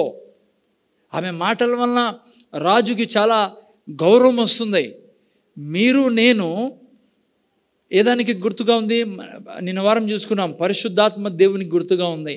బైబిల్లో ఒక మాట రాయబడింది, మనిషి ఏదాన్నన్నా పరుస్తాడంట, నాలుకను ఎవ్వరి చేత కాదు సాధుపరచడము. అంటే నాలుకను బాగా వాడుకోవడము ఏ మనిషి చేత కాదు ఈ సృష్టిలో. ఎందుకంటే పాపం వచ్చిన తర్వాత నాలుక మీదే అటాక్ అయ్యింది. ఎందుకంటే నాలుకలో ఏముంది, జీవం మరణం ఉంది. కాబట్టి సాతాను దాన్ని క్యాప్చర్ చేసి పెట్టుకున్నాడు పిల్లరా. అది యాకోబు గ్రంథం 3:6లో రాయబడింది కదా, నరకము చేత ఏం చేయబడుతుంది నాలుక, చిచ్చు పెట్టబడుతుంది. అయితే ఒక శుభవార్త ఏంటంటే మీకు నాకు అది అప్లికేబుల్ కాదు పిల్లలు. ఎందుకంటే మీలో నాలో ఎవరు వచ్చి ఉన్నారు? ఇప్పుడు పరిశుద్ధాత్మ దేవుడు వచ్చి ఉన్నాడు. సో అందుకే పరిశుద్ధాత్మ దేవుడు వచ్చినప్పుడు ఏ రూపంలో వచ్చాడు? ఫస్ట్ టైం వచ్చినప్పుడు ఈ సండే పెంటికోస్ డే అంట. నాకు ఎవరో బ్రదర్ చెప్పారు, నాకు తెలీదు. ఈ సండే పెంటికోస్ డే, పరిశుద్ధాత్మ దేవుడు వచ్చిన రోజు. ఓకేనా? సో పరిశుద్ధాత్మ దేవుడు ఏ రూపంలో వచ్చాడు? నాలుకల రూపంలో వచ్చాడు. అందుకే ఆ తర్వాత శిష్యులు నాలుక ఎట్లా తయారైంది? శిష్యుల నాలుక పరిశుద్ధంగా తయారైంది పిల్లరా. నేను చెప్పాలా పరిశుద్ధాత్మ దేవునికి, అయ్యా నువ్వు నిష్పక్షపాతమైన దేవుడివే, నా నాలుక మీద పరిశుద్ధాంతరాన్ని నీ సామర్థ్యం ఉంచు, ఇష్టానుసారం మాట్లాడతానయ్యా. భార్య అంటే లెక్కలేని మాటలు, మనుషులను చూసినప్పుడు ఇష్టానుసారంగా నా నోరు నాలుక పని చేస్తూ ఉంటుంది, నా మాటలు ఇష్టానుసారమైన మాటలు మాట్లాడతానని నువ్వు యథార్థంగా ఆయన దగ్గర ఒప్పుకున్నావు అనుకో, నీ నాలుకను నా నాలుకను పరిశుద్ధాత్మ దేవుడు సాధుపరుస్తాడు. ఎవ్వరి చేత కాదు. అందుకే ఆయన సహాయం కొరకు. చూడు, ఏ శిష్యులు నోరు తెరిస్తే కొట్లాడుకునేవారు, నోరు తెరిస్తే ఎట్లా మాటలు వచ్చాడు చూడండి. యేసుప్రభు ఎవరో తెలియదు అంటున్నాడు ఇతను. ఏం నాలుక ఆయన ఇది? ఎవరు ఆయన అంటున్నాడు యేసుప్రభుని పట్టుకొని? ఎవరు? పేతురు. కానీ ఆ నాలుక మీదకి ఏమొచ్చింది? ఆ పరిశుద్ధాత్మ అగ్ని రావడంతో ఏంగా మారిపోయింది నాలుక తెలుసా? ఏంగా మారిపోయింది అదే నాలుక? హలో, అననీయ సప్పిరాతో అంటాడు, నువ్వు అబద్ధం చెప్తావా నా ఎదుట అన్నప్పుడు ఏమైంది? అననీయ ఏమైపోయాడుమా? అక్కడే కూలిపోయాడు పిల్లరా. చూడ ఎంత శక్తి ఉందో. సప్పిరాతో అంటాడు, నువ్వు దేవునికి మోసం చేస్తానని మీ ఇద్దరు కలిసాయి, ఎందుకు అట్లా చేస్తున్నారో? నీ భర్త యొక్క ఇప్పుడే పాతిపెట్టి వచ్చారు, నిన్ను కూడా పాతి పెడతారని ఆ మాట అంటానే చూడు. నాలుకలో ఎంత శక్తి ఉందో. ఎందుకంటే ఎవరున్నారు నాలుకలో? పరిశుద్ధాత్మ దేవుని సామర్థ్యం ఉంది. అర్థమైందా? ఎందుకు ఆ సీను? మళ్ళీ మీరు భయపడారు, ఆ సీన్ ఇప్పుడు జరగదు, రిపీట్ చేయడు. అదే జరిగితే ఏమో నేను చెప్పండి. మన చర్చిలో ఏ చర్చిలో అయినా కూడా ప్రపంచంలో పాతి పెట్టేది సరిపోతుంది మనకి. ఇంకా చర్చికి వస్తే ఎవరు రారు, ఇంకా ఏడిపోతా తిప్పాడా అని చెప్పేసి. కానీ మీకు ఎందుకు ఆ సన్నివేశం రాయబడిందో, పరిశుద్ధాత్మ రాశాడో, వారిద్దరు మాత్రం స్వర్గానికి వెళ్ళింటారు డెఫినెట్గా, దాంట్లో డౌట్ లేదు, నేను నమ్ముతా అదే. కానీ నీకు నాకున్న శక్తి పరిశుద్ధాత్మ ద్వారా వాళ్ళకి ఏం జరిగిందో చూపిస్తాను. మీకు నాకు ఎంత సామర్థ్యం చూడండి. ఆయన మన మాదిరి సామాన్యమైన వ్యక్తి కదా. ఒక నెల రోజుల క్రితం ఏమన్నాడు? యేసుప్రభు ఎవరో నాకు సంబంధమే లేదు సార్, ఆయన ఎవరు సార్, నేనేదో అట్లా పోతా అంటే వచ్చిన ఏదో అగ్ని కాపుకుందామని వచ్చి చలికి అన్నాడు పేతురు. నేనంటా మీకు, మనం ఎంత భయంకరమైన స్థితిలో ఉన్నాయి ఈరోజు. నేను పరిశుద్ధాత్మతో అన్నామనుకో, అయ్యా పేతురులాగా నన్ను మార్చు, నా నాలుక ఇష్టానుసారంగా వాడుతా అంటాను నేను. నా నాలుకలో నీ అగ్ని నుంచి ఉన్నప్పుడు మనుషులు చచ్చిపోరు. కానీ అక్కడ జరిగింది ఏంటంటే చూడు, పరిశుద్ధాత్మతో నింపబడిన వ్యక్తికి ఎంత శక్తి ఉందో చూడమని పరిశుద్ధాత్ముడు చూపించాడు అక్కడ. మళ్ళీ ఎక్కడ ఎవరు చంపబడలేదు అట్లా. ఓకే, ఆ యొక్క నేచర్ మంచిది కాదనే వాళ్ళ భార్య భర్తలు చాలా చెడ్డ నేచర్ అది. మనకు ఉండకూడదు. నేను అది యథార్థంగా ఉండాలి మనం. అమ్మ అర్థమైందా? చాలామంది అనుకుంటారు ఏం తెలుస్తుంది, ఎవరు తెలుదులే, పాస్టర్కి తెలియకపోవచ్చు ఈ కాలంలో పాస్టర్కి. కానీ పరిశుద్ధాత్మ దేవుని తెలుసు. మీరు ఏం మాట్లాడుకుంటున్నారు భార్య భర్తలని భయపడాలి. మన లోపల మనకు చాలా జాగ్రత్తగా ఉండాలి, ఇంట్లో ఏం మాట్లాడుతున్నామని. ఓకే, ఎనీహౌ, సో విషయం ఏమంటే ఈ 3 ఆల్రెడీ మనం కవర్ చేసుకున్నాం పిల్లరా. ఓకే, దంతశుద్ధి గురించి ఇవన్నీ అయిపోయినాయి. ఓకే, ఈరోజు మిగతా 6 నెలలు ఏం చేస్తుంది మా ఈమె? సుగంధ వర్గములతో శుద్ధి చేయబడుతుంది. ఏంటి సుగంధ వర్గములు అంటే? సుగంధ వర్గములు అన్నప్పుడు మీరు నెట్లో చూసినా చాలా స్పైసెస్ అంటారు, ఏమంటారు, అవన్నీ కలిపి సుగంధ వర్గములు అంటాం. ఉదాహరణకి దాంట్లో నేను చూసే కర్పూరం ఉంది, ఇది అన్నీ ఉన్నాయి, చాలా ఉన్నాయి దాంట్లో, ఈవెన్ లవంగాలు అంటే అవి ఇవి. కానీ మీరు బైబిల్లో చూసినప్పుడు ఒక ఐటమ్ని ఎప్పుడు బైబిల్ వాడుతుంది, అదేంటంటే జటామాంసి. ఏంటది? జటామాసి. ఓకేనా? అది నంబర్ 1 లీడర్, గంధవర్గాల్లో లీడర్ అది జటామాసి. ఓకేనా? ఈ యొక్క జటామాసి మీరు చూసినట్లయితే దీనికి మన ఆయుర్వేదంలో కూడా చాలా ఫేమస్, మన ఇండియాలో కూడా వాడతారు ఇది. దీనికి 3 పేర్లు ఉన్నాయి. ఏమేం పేర్లు అంటే నేను రాసి పెట్టుకున్నాను. ఈ ఒక పేరు వచ్చేసేసి జటామాంసి అంటారు, రెండవది వచ్చేసేసి తపస్విని. ఏంటిమా రెండవది? తపస్విని. మూడవది మీరు చూసినట్లయితే నలద. ఈ 3 పేర్లు ఉంటాయి, మీరు నెట్లో కూడా చేసి చూడొచ్చు. ఎన్నో ఎందుకు పరిశుద్ధాత్మ దేవుడు జటామాంసి గురించి రాయించాడంటే ఆ యొక్క రాణికి, కాబోయే రాణికి అది పూసేవారు. బైబిల్లో ఏదైనా రాయబడిందంటే దానికి ఖచ్చితంగా చాలా డీప్ మీనింగ్ ఉంటుంది పిల్లరా, ఆత్మీయంగా. ఈ యొక్క జటామాంసి ఏ దానికి వాడేవాళ్ళంటే పిల్లరా, మీరు చూసినట్లయితే దీనికి 3 పేర్లు అని చెప్పుకున్నాం. జట అంటే ఏం తెలుసా మీకు? జడ అని అర్థము. ఏమని అర్థం? జడ. మాసి అంటే వేర్లు అని అర్థము. ఆ చెట్టు చూపినైనా, ఈ చెట్టు ఒక స్త్రీ జడ మాదిరి ఉంటుంది పిల్లరా. ఓకే, దీని యొక్క వేర్లు ఇంకో చెట్టు ఉంటుంది. చెట్టు చూపించలేదా? తీలేదా? అది ఇది ఒకటి చూపించారా? ఇది ఓకే, కరెక్టే. ఇదే ఇట్లుంటుంది ఆ చెట్టు. దీన్ని ఒక జడ రూపంలో ఉంటుంది. స్త్రీ యొక్క జడ చూసారా వెనకాల? అమ్మ చూసారు ఎవరైనా జడ? చూసారు ఎవరన్నా? చూడలేదు. చూడండి అంటారా? మోని జడ ఉందా? ఓకే, జడ మాదిరి చెట్టు ఉంటుంది. అయితే మాసి అని ఎందుకంటారంటే ఈ జడ యొక్క వేర్లు చాలా శక్తివంతమైన వేర్లు పిల్లరా. ఓకే, ఇప్పుడు వినండి జాగ్రత్తగా. జటామాంసి ఎందుకు రాణికి రాసేవారంటే తన తలకి రాసేవాళ్ళు. ఎక్కడ రాసేవారు? గోపరసం శరీరానికి రాసేవారు. జటామాంసి తన తలకు రాసేవారు. ఎందుకంటే ఈ జటామాంసి 3 పనులు చేస్తుంది పిల్లరా తలలో. ఏంటంటే తల యొక్క వెంట్రుకలు చాలా పెద్దగా పెరుగుతాయి. అమ్మ జటామాంసి పూస ఏమవుతుందో తెలుసా? వెంట్రుకలు దండిగా వస్తాయి. మహారాణికి ఎట్లుండాలో తెలుసు కదా మీకు ఎంట్రుకలు. అమ్మా చాలా వెంట్రుకలు ఉండాలి. ఆమె అత స్పెషల్ కదా రాణి అంటే. అందుకని ఎన్ని రోజులు? సంవత్సరం పాటు 6 నెలలు ఇది పూయడం జరుగుతుంది తలకు. ఒకటి తల వెంట్రుకలు వస్తాయి, రెండోది తల బోడి కాదు, మూడవది తెల్ల వెంట్రుకలు రావు.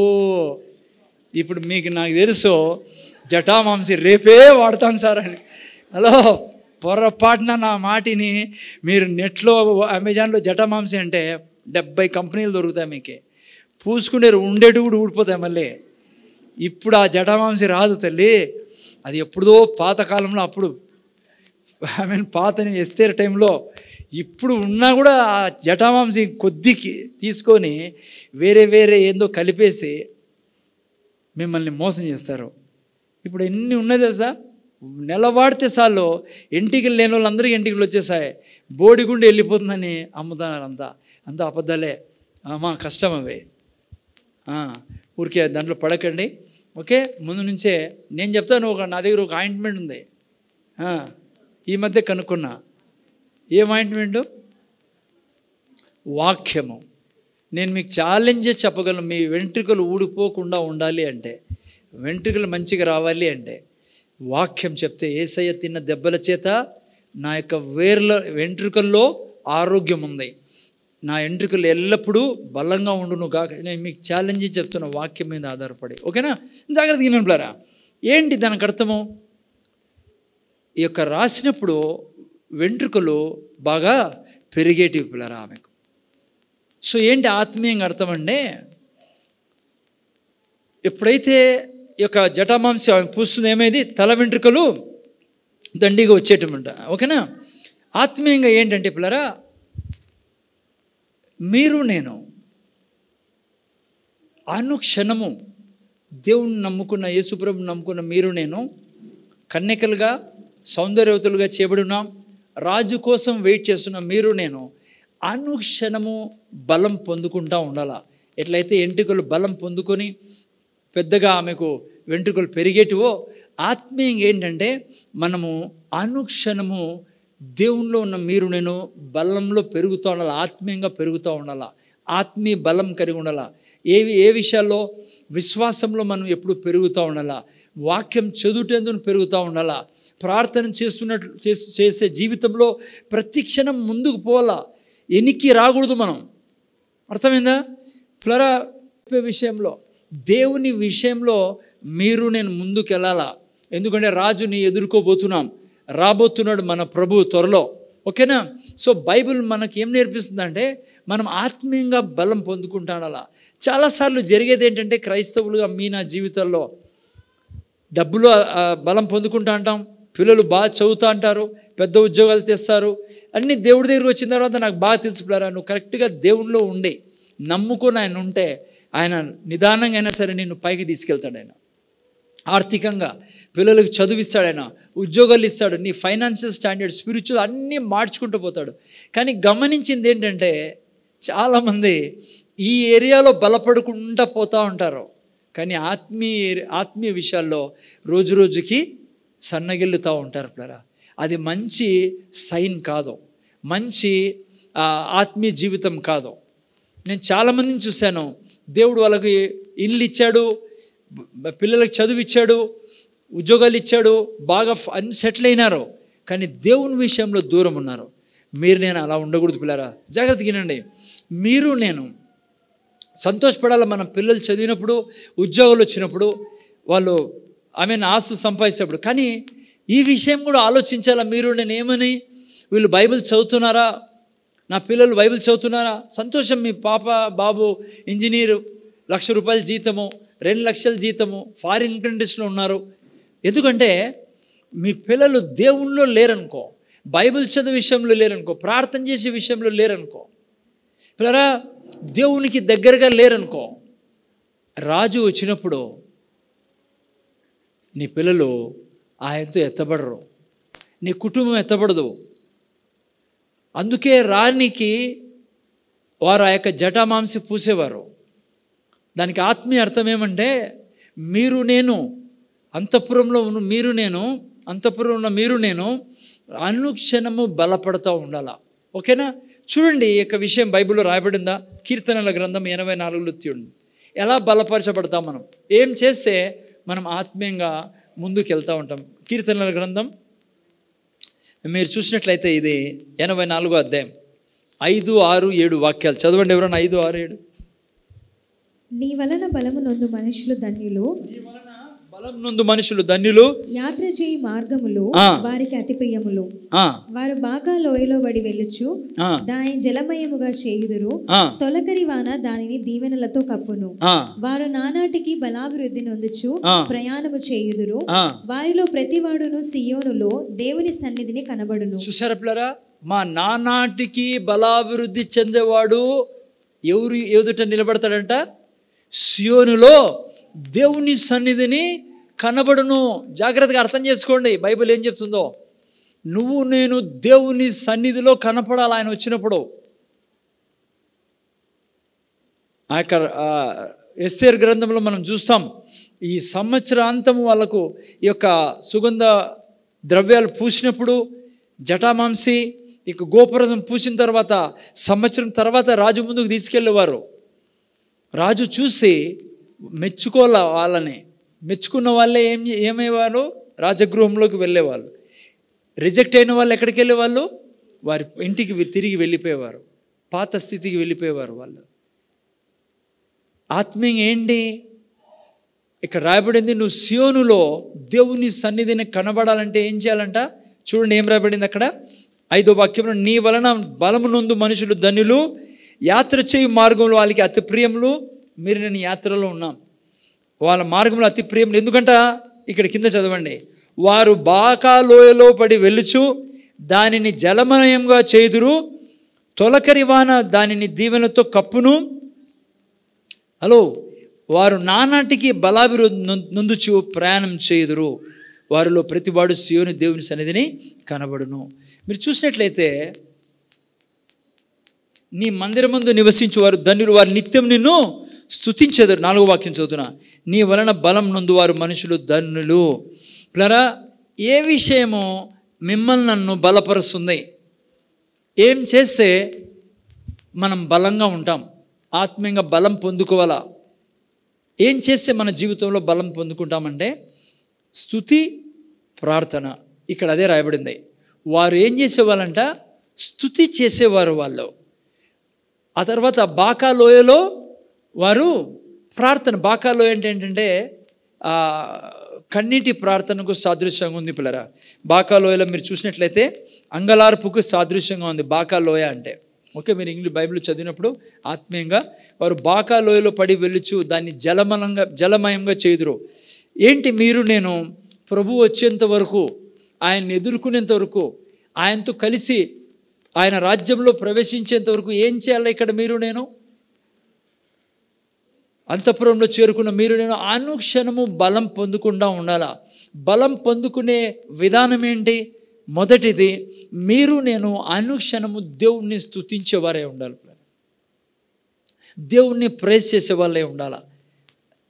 ఏమవుతుంది? దేవుణ్ణి స్తుతించేటప్పుడు మనం బలం పొందుకుంటామని రాయబడింది. చదవండి యెషయా కీర్తన గ్రంథం 68, 4, 5, 6, 7 చదవండి. 68వ అధ్యాయం కీర్తనల గ్రంథం 68, 4, 5, 6 ఫాస్ట్గా చదువునైనా. దేవుని గూర్చి పాడుడి, ఆయన నామమును బట్టి స్తోత్రగానము చేయుడి. వాహనం ఎక్కి అరణ్యములలో ప్రయాణము చేయు దేవుని కొరకు ఒక రాజ్య మార్గము చేయుడి. యెహోవాను ఆయన నామమును బట్టి ఆయన సన్నిధిని ప్రహర్షించుడి. తన పరిశుద్ధాలయమందుండు దేవుడు తండ్రి లేని వారికి తండ్రియు విధవరాండ్రకు న్యాయకర్తయునై ఉన్నాడు. తర్వాత దేవుడు ఏకాంగులను సంసారులుగా చేయువాడు. ఆయన బంధింపబడిన వారిని విడిపించి వారిని వర్ధిల్ల చేయువాడు. ప్లరా చాలా వాక్యాలు ఉన్నాయి, జస్ట్ మీకు ఒకటే మెన్షన్ చేశాను. మీకు స్తుతి ద్వారా మనం దేవునిలో ఎల్లప్పుడూ బలం పొందుతాం. స్తుతి అంటే ఏందో కేవలం పాటలు పాడడమే కాదు ప్లరా. మంచిది, పాటలు పాడడం స్తుతినే అంటూ డౌట్ లేదు, మనం చేస్తూనే ఉన్నాం. కానీ చాలా ఇంపార్టెంట్ అది. సండే మనం నేర్చుకుంటా ఉన్నాం. దేవునికి స్తుతి చేయడం అంటే హానర్ చేయడం, గణపరచడం అంటే పాటలు మాత్రమే కాదు, కానీ నువ్వు నిరంతరం వాక్యం చెప్పడం కూడా దేవుణ్ణి స్తుతించడం. దేవుడు చేసిన పనులను నువ్వు మాట్లాడడం, దేవుని చెప్పడంతోనే నువ్వు నీతిమంతుడుగా నన్ను చేశావు, నీ రక్తం ద్వారా నేను నీతిమంతుడుగా చేయబడున్నా. అయ్యా, నువ్వు తిన్న దెబ్బల చేత నాకు స్వస్థత లభించింది, నా శరీరంలో ఆరోగ్యానికి కారకుడు నువ్వు తండ్రి. నా బీదరికాన్ని తొలగించి నన్ను ధనికుడు చేసిన దేవుడివే. నా కుటుంబాన్ని పాతాళం నుంచి విడిపించావు, నీ కుమారుని బలిచ్చి నన్ను నాయన చీకటి నుంచి విడిపించావు. దిస్ ఈజ్ ఆల్సో ఈ సింగింగ్. నువ్వు ఖచ్చితంగా స్తుతి చేసినప్పుడు నీ యొక్క ప్రయాణంలో అర్థమైంది, అక్కడ అదే రాయబడింది. నువ్వు నీ యొక్క జీవిత ప్రయాణంలో నువ్వు బలపడాలంటే ఏం చేయాలంటే నువ్వు స్తుతించాలా. సో యేసు ప్రభుని తిరిగి కలుసుకునేంత వరకు లేకుంటే మనం చనిపోయేంత వరకు, మనం ప్రభు దగ్గరికి వెళ్ళేంత వరకు, లేకుంటే ఆయన వచ్చేంత వరకు కూడా క్రైస్తవుడుగా ఇక్కడ నా పని ఏంటంటే ఎల్లప్పుడూ దేవుణ్ణి స్తుతించేవారమే ఉండాలి పరా. ఏ కష్టం వచ్చినా, నష్టం వచ్చినా, అనారోగ్యం వచ్చినా, ఇరికి ఇబ్బంది వచ్చినా దేవుణ్ణి ఎప్పటికీ శపించకూడదు. దేవుడు ఎప్పుడు కూడా చెడ్డ చేయడు. మనకి చెడు చేయడం తెలియదు ఆయనకి, చెడు చేయడం రాదు ఆయనకి. చెడు జరగడానికి కారణము మీరు నేను మన యొక్క మూర్ఖత వలన. ఇప్పుడే చదువుకున్న కీర్తనకారు అంటారు, నా మూర్ఖత వలన దుర్వాసన. ఒకటి కారణం అది, రెండవది సాతాను కారణం. ఈ రెండు కారణం వల్లే మనం కష్టాలు పడతాం, చెడులో పడతాం. ఓకే, సో అందుకనే దేవుని ఎప్పటికీ దూషించకూడదు. రెండవది ప్రార్థన. నిరంతరము మీరు నేను ప్రార్థన అనేదాన్ని పక్కన పెట్టకూడదు పిల్లరా. అక్కడ రాయబడింది, బాకా లోయలో వారు వెళ్ళినప్పుడు ఆ యొక్క బాకా లోయని ఏంగా మార్చారంట? జలమయంగా మార్చారు. అంటే వాళ్ళు పోకముందు ఎలా ఉండింది ఆ ప్రదేశము? నీళ్లు లేని ప్రదేశంగా ఉంది పిల్లరా. అయితే వాళ్ళు అక్కడ వెళ్ళారంట. ఆ లోయలో ఏం చేసుకుంటూ వెళ్ళారు వాళ్ళు పిల్లరా? దేవుణ్ణి స్తుతిస్తూ వెళ్ళారు, ప్రార్థన చేస్తూ వెళ్ళారు. బాకా లోయ అంటేనే అది. ఓకేనా? అక్కడ బాకా లోయ అంటే నేను చెప్పి అంగలార్చారు వాళ్ళు. తెలుగులో అంగలార్పు అని రాయబడింది. అంగలార్చారని అంటే దేవుని సన్నిధిలో ప్రార్థించడం పిల్లరా. మనం సమయం గడపాలా. ఈ రెండు చేస్తూ ఉండాలా. ఈ రెండు ఏం చేస్తాయి? అక్కడ చూసుకున్నాం మనము. గోపరసం ద్వారా ఏం చేయబడతాం? రక్తం ద్వారా, పరిశుద్ధాత్మ ద్వారా, వాక్యం ద్వారా మన దేహం దుర్వాసన రాకుండా, మన నోరు దుర్వాసన రాకుండా, మన నాలుక దుర్వాసన రాకుండా గోపరసం అంటే మనం తీసుకున్న ఆత్మీయంగా అర్థం. ఇప్పుడు జటామాంసి అంటే ఏంటి? ఆ యొక్క నూనె తలకు రాశారు, ఆ యొక్క వెంట్రుకలు పెరగాలని చెప్పి ఆమెకు. సో మీరు నేను కూడా ఎల్లప్పుడూ బలం పొందుకుంటూ ఉండాలా. చూడండి, ఉదాహరణకు మీకు చెప్తా. బైబిల్లో బలం పొందుకుంటామా లేదా? స్తుతించినప్పుడు, ప్రార్థించినప్పుడు. పౌలు శీలలు ఏం చేశారు? స్తుతించి ప్రార్థించారని రాబడింది. ఎప్పుడు?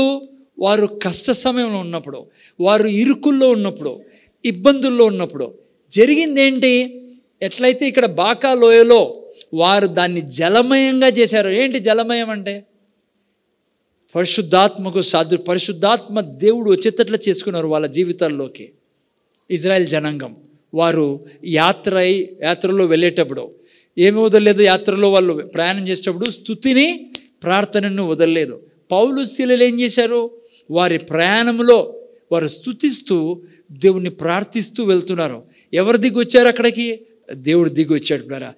భయంకరమైన చీకటి సమయం లాంటి, అక్కడ రాయబడింది అర్ధరాత్రి అని రాయబడింది. పౌలు శీలలు స్తుతించేటప్పుడు కదా ఏంగా చేశాడు పరిశుద్ధాత్మ దేవుడు? జలమయంగా, అంటే ఆనందంగా నింపేశాడు. పరిస్థితుల్ని మార్చేశాడు. చూసారా? ఎవరు కొట్టారో వారు రక్షింపడ్డారు. సో మీరు నేను రాజును ఎదుర్కొనేంత వరకు మీరు నేను చేయాల్సింది ఏమో తెలుసా? మీరు నేను స్తుతించేవారును ప్రార్థించేవారై ఉండాలి.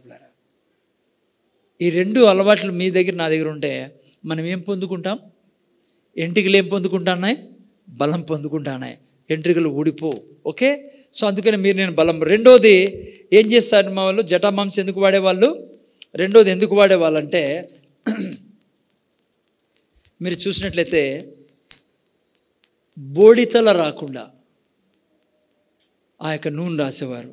చూడండి ఎంత ఎందుకంటే ఆమెను పెళ్లి చేసుకున్న తర్వాత ఎంట్రికలు ఊడిపోయారనుకోండి, రానివి ఏం పరిస్థితి అవుతుంది రాజుది. సో అందుకే 6 నెలలు రాస్తున్నారు ఇది. సో అప్పుడు మళ్ళీ టెస్ట్ చేసేవాడు రాజు దగ్గర ఉన్న వాళ్ళు. టెస్ట్ చేసేవారు ఈమె ఎంట్రికలు ఏ స్థితిలో ఉన్నాయి, ముందు కంటే ఇప్పుడు ఎట్లున్నాయి, వచ్చినప్పుడు ఇప్పుడు ఏ స్థితిలో ఉంది. ఎందుకంటే దాదాపు సంవత్సరం అవుతుంది ఈమె వచ్చి కదా. 6 నెలలు అది, 6 నెలలు ఇది. సో ఒకవేళ తన వెంట్రుకలు సరిగా లేవు, ఇంకో బోడితల ఉందనుకో, ఆమె తిరిగి వెళ్ళిపోయేది.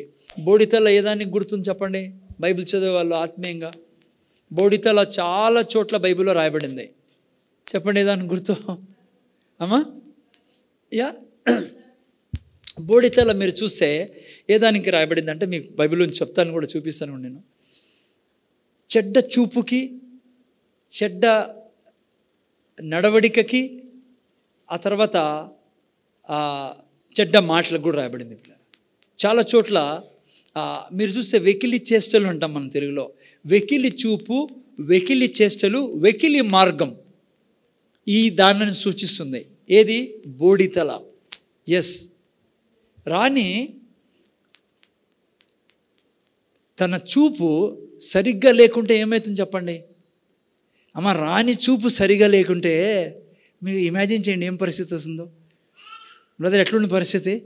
రాణి కూర్చొని రాజు పక్కనుండి యాపని చూస్తాను అనుకో మంత్రిని, అమ్మ సైన్యాపతిని చూస్తాను అనుకో సైన్యాధిపతిని, లేకుంటే వచ్చిపోయే వాళ్ళందరినీ చూస్తాను అనుకో, తన కళ్ళు పాపపు కళ్ళు అనుకో, ఎట్లుంటుంది రాజు పరిస్థితి?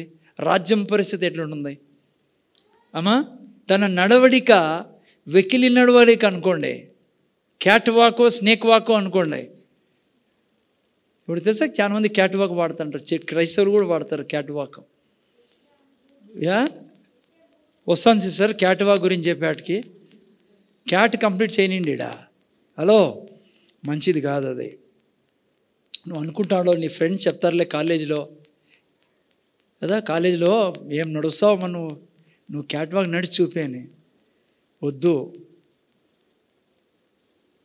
క్యాట్ వాకు స్నేక్ వాకు వేరే ఉన్నాయి, నడిచేవాళ్ళు వేరే వాళ్ళు మనం నడవకూడదు. యాక్చువల్గా వెకిలి చూపులు, వెకిలి నవ్వు, వెకిలి మార్గము, వ్యభిచారుల గురించి రాయబడింది బైబిల్లో. అందుకే చాలా పరిశుద్ధమైన చూపు ఉండాలా మీకు నాకు, పరిశుద్ధమైన నడక ఉండాలా. అర్థమైంది నాయనా? ఎందుకంటే ఎవరి భార్య మనము? యేసయ్య భార్య కదా. మనకు ఆల్రెడీ ఏం చేయబడింది? నిశ్చిత ఏమంటారు దాన్ని? ప్రదానం చేయబడింది పిల్లరా. ఎంగేజ్మెంట్ ఆల్రెడీ అయింది. ఆయన రాబోతున్నాడు. ఎందుకు? వివాహం కొరకు. అందుకే ప్రకటన గ్రంథంలో ఏముంది? మా గొర్రెపిల్ల యొక్క వివాహం. నువ్వు వివాహపు భార్యవే, నీకు స్వపురుషుడు ఉన్నాడు ఇక్కడ. నువ్వు పరపురుషుడు చూస్తే ఎంత భయంకరం. ఇప్పుడు మీరు అన్న సార్ మా చూపులు ఎవరి దిక్కు చూడం సార్ మేము అని. నువ్వు పోర్నోగ్రఫీ చూస్తున్నావు అనుకో, నువ్వు మొబైల్లో చెడు చూస్తున్నావు అనుకో, నీ చూపు ఏమై ఉంది? వెకిలి చూపే ఉంది. నీ మాటలు డబల్ మీనింగ్ మాటలు మాట్లాడుతున్నావు అనుకో, ఇంప్యూరిటీ మాటలు మాట్లాడతాను అనుకో, బాధపడేది ఎవరో తెలుసా? నీ రాజు, నిన్ను తీసుకొని పోయేవాడు ఇక్కడి నుంచి. సాతాను ఈ యొక్క విషయాలన్నింటినీ మన జీవితంలో వేయాలని కోరుకుంటాడు పిల్లరా. అందుకే జటామాంసి వాడాలా. బైబిల్లో మీరు చూస్తే ఎవరు మా బోడివాడిగా అయిపోయారు చెప్పాలా? ఎందుకయ్యాడు సంసోను బోడివాడిగా? ఎంత బలవంతుడు చూడండి. అంటారు సంసోనికి 1000 ఏనుగుల బలం ఉండింది. ఎంత బలవంతుడు తెలుసా? కానీ సంసోను చూపు చాలా దుష్ట చూపు. చదవండి ఎవరైనా, మీకు అంత డౌట్ ఉండే జడ్జెస్ 14:1 చదవండి, న్యాయాధిపతులు 14:1 చదివి చూడండి ఒకసారి. తొందరతో చదవాలి, నేను మీరు మెల్లికి తీస్తాను. సంసోను తిమ్నాతునకు వెళ్ళి తిమ్నాతులో ఫిలిష్తీయుల కుమార్తెలలో ఒకతను చూచెను. ఏం చేశాడంట? చూచెను. ఆ తర్వాత అతడు తిరిగి వచ్చి తిమ్నాతులో ఫిలిష్తీయుల కుమార్తెలలో ఒకతను చూచి తిని, మీరు ఆమెను నాకు ఇచ్చి పెళ్లి చేయండి. చూపు అసలు సంసోను సరిగా ఉండేది కాదు పిల్లరా. దేవుని బిడ్డ అయి ఉన్నాడు. నేను చెప్తున్నా పిల్లరా, చాలా డేంజరస్ చూపులు. మనం ఎప్పటికీ ఆ చూపు ఉండకూడదు. కోపంగా చూసేది మీరు నేర్చుకోవాలి కాబట్టి బైబిల్లో నేర్చుకుంటాను. ముఖ్యంగా యవనస్తురాండ్రు చాలా పరిశుద్ధమైన చూపు ఉండాలి మీకు. ఈవిల్ స్పిరిట్స్ ప్రొవోక్ చేస్తాయి మీకు చెడ్డ చూపులు కలిగి ఉండమని, వాళ్ళని వీళ్ళని చూడమని. ప్లస్ ముఖ్యంగా మొబైల్, టీవీ, సీరియళ్ళు, సినిమాలు, నీకు దేవుడు ఇచ్చిన కళ్ళు ఎంత పరిశుద్ధంగా ఉంచుకునేదానికి తెలుసా? దాంట్లో అనవసరమైన గలీజ్ అంతా చూసి ఎంత నష్టపోతావు. ఆయన వచ్చేంత వరకు నువ్వు అంతఃపురంలో ఉన్నావు, సిద్ధపడతా ఉన్నావు ఆయన ఎదుర్కొనేదానికి. గోపరసంతో పాటి నువ్వు జటామాంసి పూసుకోవాలా. ఏమైంది ఆ తర్వాత మీరు చూడండి 16:1 ఇతను జీవితాంతము సంసోను దాదాపు పరిశుద్ధాత్మతో నింపబడినాడు, అభిషేకించబడిన వ్యక్తి, దేవుని బిడ్డ, ఒక లక్ష్యం కోసం పెట్టాడు. ఎప్పుడు చూసినా ఏం చేశాడు? 16 చదువు. నేను గాజాకు వెళ్ళి వేశ్యను ఒకతను చూచి ఆమె యొద్ద చేరెను. చూసారు, మళ్ళా వేశ్యను చూశాడు. 4వ వాక్యంలో చూడండి. పిమ్మట అతడు షోరేకు లోయలోనున్న దెలీలా అను స్త్రీని మోహింపగా. చూసారా? ఈ బ్రతుకుంటే ఏమైంది లాస్ట్కి సంసోను? చెప్పండి. సంసోనికి ఏమే తల నుంచి ఏం చేశారు? మొత్తం ఎంటికలన్నీ పీకేసి బోర్డు చేసి పడేశారు. ఆ తర్వాత ఏం చేశారు? కళ్ళు పీకేశారు. ఆ తర్వాత భయంకరమైన చావు చచ్చాడు సంసోను పిల్లరా. ఎంత అవమర్యాద చేశాడు చూడండి దేవునికి. సో అందుకే మీరు నేను పిల్లరా చాలా జాగ్రత్తగా ఉండాలా. నా జీవితంలో నా కళ్ళకు కేవలము ఏం చూడాలా? మనము దేవుని వాక్యాన్ని, దేవుని మాటలని, దేవుని ఆజ్ఞని చూడాలా. ఓకే, జటామాంసి 3వది ఏ దానికోసం వాడేవారమ్మా? వెంట్రుకలు తెల్లగా కాకుండా ఉండేదానికి. ఆత్మీయ అర్థం ఏంటి? మీరు నేను ఎప్పటికీ ఆత్మీయ జీవితంలో వృద్ధాప్యం రాకూడదు. తెల్లంటికలు ఎవరికి వస్తానైనా? భౌతికంగా వృద్ధాప్యంలో ఉండే వాళ్ళకి. తప్పేం లేదు తెల్లంటికలు వస్తాయి. హలో, భౌతికంగా నువ్వు బోడైనా పర్లేదు కానీ హలో ఆత్మీయంగా బోడి కాకూడదు అమ్మా. 3వది ఏంటి?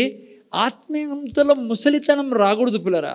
అందుకే మనల్ని దేవుడు ఏదాంతో పోల్చాడు చెప్పాలా? పక్షిరాజుతో పోల్చాడు మిమ్మల్ని నన్ను. పక్షిరాజు ఎప్పుడైనా ముసలిది అవుతుంది అనుకున్నారా? ఫస్ట్ 40 years బ్రహ్మాండంగా తన జీవితాన్ని జీవిస్తుంది. 40 years వచ్చిన తర్వాత నేను చాలాసార్లు విన్నాము ఈ విషయాలు. అది ముసలిది కాదు కానీ తన యొక్క స్థితి, భౌతిక స్థితి అలా మారుతుంది. ముఖ్యంగా ముక్కు దాన్ని చాలా వంగిపోతుంది లోపలికి. ఆమె అర్థమైందా?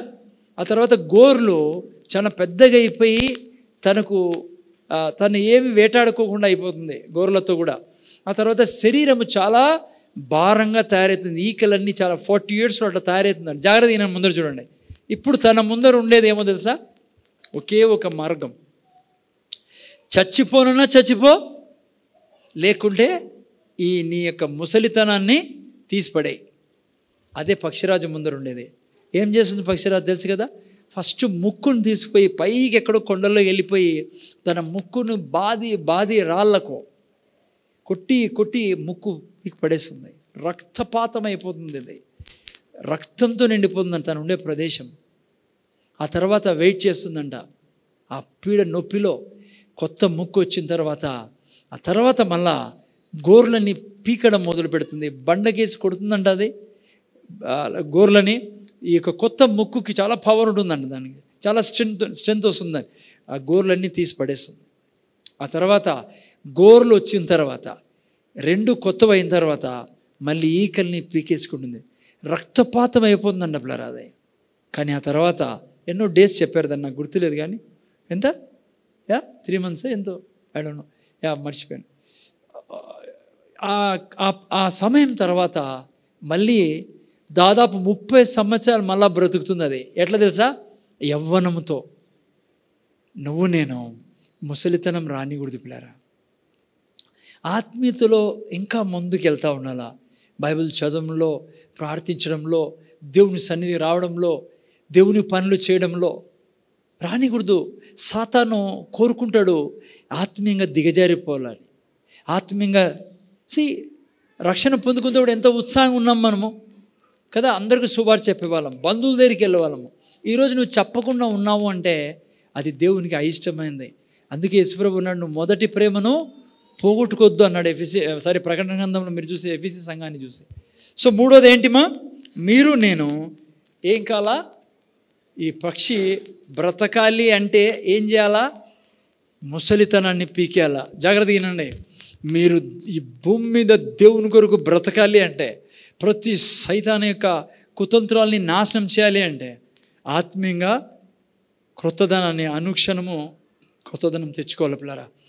ఇంటెన్షనల్లీ బైబిల్ చదవాలా, బుక్స్ చదవాలా, ఆత్మీయ పుస్తకాలు చదవాలా, మంచి అనాయింటెడ్ ప్రీచర్స్ది వినాలా.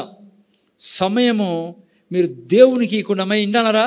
ఆత్మీయ విషయాలకి ఇవ్వకుండా సమయాన్ని శరీరానికి, తినేకి, తాగేకి, తిరిగేకి, జాబ్కి. నేను చెప్పి బుధవారం నేను పని దయ్యం పట్టుకుంటుంది కొంతమందికి. పని పని పని పని పని కోసంగా దేవుడు నిన్ను పెట్టినదిడా. నువ్వు దేవునితో ఫెలోషిప్ చేయడానికి, దేవునితో కలిసి జీవించడానికి. మళ్ళీ డబ్బులు, ఆస్తి, ఐశ్వర్యము ఆయన అన్నాడు నేను నీకు ఇస్తానని. అంటే నువ్వు పని చేయొద్దని కాదు, ఆయనతో ఉన్నప్పుడు నువ్వు ఎంతో కష్టపడి కొంతే సంపాదిస్తావు. ఆయనతో ఉన్నప్పుడు ఆయన నీకు ఇచ్చేది పిల్లల దండి ఉండదు, ఆయన చేయి చాపై. అందుకే పిల్లల మీరు నేను ఆత్మీయ అనుక్షణం బలపడతా ఉండాల. జటామాంసికి ఇంకో అర్థం చెప్పాను నేను, తపస్విని అని. ఓకేనా? మీరు నెట్లో వేసి చూస్తే తపస్విని అంటే, మీరు చూసినట్లయితే ఈ యొక్క రసాన్ని ఆ నెట్లో కూడా చదివాను నేను. ఈరోజు కూడా కొంతమంది ఫిల్మ్ యాక్టర్స్ దాంట్లో రాశారు, ఈ యొక్క నూనెను పూసుకునేవాడంట స్ట్రెస్ ఫ్రీ అవుతుందంట వాళ్ళకి. రానికి ఎందుకు పూసేవాళ్ళంటే ఎస్ఏర్ సమయంలో మా ఇంటన్నారా ఒక పెద్ద కాంపిటీషన్ జరిగేది అక్కడ. అమ్మా ఇది ఆలోచించారా మీరు? రాజు ఒక్కరికే రాణిగా చేసుకుంటారు, కానీ వచ్చింది ఎంతమంది? చాలామంది వచ్చారు. వాళ్ళలో స్ట్రెస్ ఉండేదంట, నన్ను చేసుకుంటాడో లేదో, నన్ను చేసుకుంటాడో లేదో, ఆ తర్వాత నా బ్రతికేంటి ఉంటుంది కదమ్మా. మీకు నాకు కూడా స్ట్రెస్ ఉంటుంది. కానీ శుభవార్త ఏమంటే వాళ్ళలాగా ఒకే రాణి కాదు యేసుప్రభు కాల్సింది. మనం అందరినీ ఒకటిగా చేసుకొని తన భార్యగా చేసుకొని మనం అందరికి కావాలి. కాబట్టి మనకు టెన్షన్ ఉండకూడదు. ఏం టెన్షన్ ఉండకూడదు? నన్ను స్వర్గానికి తీసుకెళ్తాడో లేదో, నేను స్వర్గానికి వెళ్తానో లేదో. చాలామంది క్రైస్తవులకి స్ట్రెస్ ఉంది. ఇది నేను మీకు ఓపెన్గా చెప్తాను, ముగిస్తాను కాబట్టి ఈ సిరీస్లో. నువ్వు నేను ఎవ్వరూ విడవబడం వింటున్నారా? యేసయ్యను రక్షకుడుగా అంగీకరించిన వారు మీరు నేను విడవబడ. అందుకే ఇవన్నీ చేయాలా. ఇప్పుడు ఎన్నింటివి బలం పొందుకోవాలి, రోజు రోజుకి బలం పొందుకోవాలా. మన చూపుని, మన యొక్క నోటిని, మన యొక్క నడకని చాలా జాగ్రత్త పెట్టుకోవాలా. ఎట్లున్నప్పుడు ధైర్యంగా ఉంటాను కదా. ఒక వాక్యం చదవండి, నా కోసం చదవండి. కీర్తనకారుడు అంటాడు, కీర్తన 3వ అధ్యాయం 5-6 వాక్యాలు చదవండి. ఫటాఫట్ చదవండి ఆయన. కీర్తన గ్రంథం 3:5-6. యెహోవా నాకు ఆధారము, కావున నేను పండుకొని నిద్రపోయి. చూసారా? యెహోవా నాకు ఆధారము, కావున నేను పండుకొని నిద్రపోయి మేల్కొందును. 10,000 మంది చూసారా? 10,000 మంది దండెత్తి నా మీదికి వచ్చి మోహరించినను నేను భయపడను కదా. దానికి ఎంత ధైర్యం చూడండి కీర్తనకారుడికి. 10,000 మంది. నేను చెప్తున్నా పిల్లరా, ప్రపంచంలో ఈరోజు జరుగుతా అనేది, భారతదేశంలో ఏమన్నా జరగని మీరు నేను భయపడాల్సిన పనిలే. ఎఫెక్ట్ మనకి పడుతుంది భౌతికంగా, కానీ మీ నా ఆత్మ సేఫ్ పిల్లరా. మీరు నేను యేసయ్యను ప్రభువుగా రక్షకుడుగా అంగీకరించాను. వింటున్నారా? ధైర్యంగా ఉండండి. మనం ఖచ్చితంగా ఎత్తబడతాం. ఎందుకంటే మనం కొనబడి ఉన్నాం ఆయన ద్వారా. మనం రాజ్యానికి సంబంధించే వాళ్ళం. భయపడాల్సిన పనే లేదు. కాకుంటే మనం ఏం నేర్చుకున్నాం? ఎస్తేరు గ్రంథాన్ని చూసి మళ్ళీ డౌట్ పెట్టుకొని పోద్దండి. ఒకరే కదా రాని, ఏ చర్చలో ఎవరో ఆయన రాని, లేదు. ఆత్మీయంగా దీని అర్థం ఏంటంటే, ప్రపంచంలో ఉన్న ప్రతి ఒక్క క్రైస్తవుడు యేసుప్రభు రక్తంతో కడిగి ఉన్న ప్రతి ఒక్కరు కూడా ఆయనకు భార్యగా చేయబడి ఉన్నాం. అందుకే టెన్షన్ పెట్టుకోవద్దండి. అదే సమయంలో ఇప్పుడు కొన్ని విషయాలు విన్నారు మీరు, దాన్ని పాటించాలి మనము. గోపరసాన్ని జటామాంసిని పూయాల తలకి, అప్పుడు మీరు నేను స్ట్రెస్ ఫ్రీగా ఉంటాం. లాస్ట్లో ఒక అర్థం ఉంది, నలద అంటే ఈ యొక్క జటామాంసి సువాసన గలది. ఆయుర్వేదంలో దీన్ని వాడతారు, సువాసన వచ్చేదానికి, లేడీస్ కోసం వాడతారు. ఇది పూసుకుంటారు తలకి, ఎందుకంటే మంచి వాసన వస్తుందంట. ఏంటి వాసన అంటే ఆత్మీయంగా అర్థము చదవండి. ఆత్మీయంగా అర్థము కీర్తన సామెతల గ్రంథం 22:1 ప్రసంగి 1:7 గొప్ప ఐశ్వర్యం కంటే మంచి పేరును వెండి బంగారముల కంటే దయయు కోరదగినవి. చూసారా? మంచి పేరు కలిగి ఉండాలి పిల్లరా. అది మనకు జటామాంసి అంటే. మీరు నేను మంచి పేరు కలిగి ఉండాలా. వెండి బంగారాల కంటే కూడా మంచి పేరు ఉంటేనే అది సువాసనగా మన జీవితాలకు మారుతుంది. 1:7 చదువునైనా, ప్రసంగి 1:7 చదువుతారు ఎవరన్నా? ప్రసంగి 1:7 నదులన్నీ సముద్రంలో పడును, అయితే సముద్రము నిండుట లేదు. నదులు ఎక్కడ నుండి పారి వచ్చునో 1:7 ప్రసంగి 1:7. ఓకే, చదువు. ఇంకా లాస్ట్లో ఏముంది? నదులు ఎక్కడ నుండి పారి వచ్చునో అక్కడికే అవి ఎప్పుడూనూ మరలిపోవును. ఓకే, మీరు చూస్తే 7:1 సుగంధ తైలము కంటే మంచి పేరు మేలు, ఒకని జన్మదినం కంటే మరణదినము. సుగంధ తైలం కంటే ఏం మేలుమా? మంచి పేరు. మీరు నేను మంచి పేరు కలిగి ఉండాలి పిల్లరా. అది సుగంధ తైలం లాంటిది.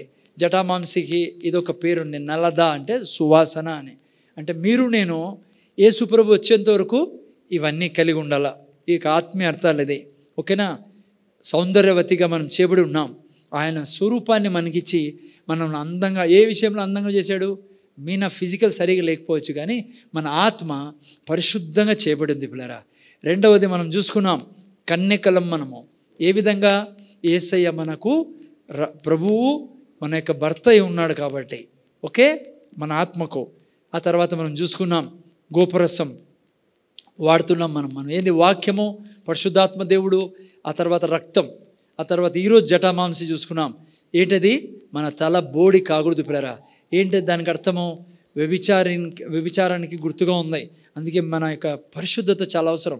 మన చూపులు, మన మాటలు, మనం నడవడిక, మన జీవితంలో ఎట్లా జీవిస్తున్నాం. ఆ తర్వాత మన ఎంటికలు ఎప్పుడు పెరుగుతూ ఉండాలంటే ఆత్మీయ అర్థం ఏంటి? ఆత్మీయంగా ఎల్లప్పుడూ బలంగా ఉండాలా. ఆ తర్వాత మనం చూసుకున్నాం తపస్విని అన్న, నలద అన్న. ఏంటంటే తపస్విని అన్నప్పుడు మనం భయపడాల్సిన పనే లేదు పిల్లరా. మరణం లేదు మనకు. మరణాన్ని దాటి జీవంలో ప్రవేశించున్నాం. మన యొక్క రాజు కోసం వెయిట్ చేస్తున్నాం. ఎప్పుడైనా ర్యాప్చర్ కావచ్చు, మనం ఎత్తబడతాం. ఎత్తబడేంత వరకు మనం జాగ్రత్త కలిగి ఉండాలి. ఓకే, ముఖ్యంగా వివాహ విషయంలో, ముఖ్యంగా ఇప్పుడు చెప్పే ఈరోజు నేను వేరే మతస్థులతో కలిసినప్పుడు పిల్లరా కాంప్రమైజ్ కాదండి. మీరు అనుకోవచ్చు ఏం కాదులే అని. నువ్వు అనుకోవచ్చు తింటాన్నా ఏం కావడం లేదులే, చేస్తాన్నా ఏం కావడం లేదులే అని. నేను మీకు ఒక వీడియో మంచి జానానుసికి పంపించా, చాలా మంచిగా చెప్పాడు ఆయన. నువ్వు పాపంలో జీవిస్తాన్నా నీకేం కావడం లేదనుకుని నువ్వు మురిసిపోతున్నావు. కాదు, యేసయ్య నిన్ను క్షమిస్తా ఉన్నాడు. పోనీ ఇంకా పోన్లేని. కానీ నువ్వు అట్లే కంటిన్యూ అయితే ఆయన చాలా డేంజర్గా చెప్పాడు. నువ్వు చచ్చిపోయినా చచ్చిపోతావు, లేకుంటే నీకు ఉమ్మివేయబడుతుంది యేసుప్రభు నోటి ద్వారా అని. చాలామంది క్రైస్తవులు చిన్న వయసులో ఎందుకు చనిపోతారంటే దేవునికి దూరం అవుతా, అలా పాపంలో జీవిస్తా అంటే నరకానికి ఆడేళ్ళిపోతాడు నా బిడ్డని ఆయన సైడ్కి తప్పుకోవడం జరుగుతుంది. యథార్థంగా చెప్తా ఉండేది ఉన్నట్లుగా. అందుకే పాపంలో జీవిస్తా అంటే ఏం కావడం లేదులే, మామూలేలే, వాళ్ళు చెప్తా అంటారులే పాస్ అనుకోవద్దు. బైబిల్లో రాయబడింది, అది చేయకూడదు. ఇరుక్కుంటూ పోయి ఒకరోజు దేవుడు పక్కన మోగం తిప్పున్నాను అనుకో, ఇటు నుంచి ఎత్తబడతావు భూమి మీద నుంచి, లేకుంటే లేని కష్టాల్లో పడతావు నువ్వు. ఎందుకంటే ఆయన నిన్ను ప్రేమించే దేవుడు కాబట్టి. ఓకే, ప్రార్థన చేసుకుందాం. తండ్రి నీ కృతజ్ఞతలో ఎస్తేరు జీవితం గురించి మేము నేర్చుకున్నాం. ఆత్మీయంగా తను నేర్పే పాఠాలన్నీ మేము నేర్చుకున్నాం. నేను ఆ విధంగా జీవించడానికి కూడా మీరు సహాయం చేయమని మా ప్రభు మా రక్షకుడు యేసుక్రీస్తుని వేడుకొచ్చున్నాం తండ్రి. ఆమేన్. దేవుని ఆశీర్వాదం తీసుకుందాం. 2 చేతులు ఎత్తి.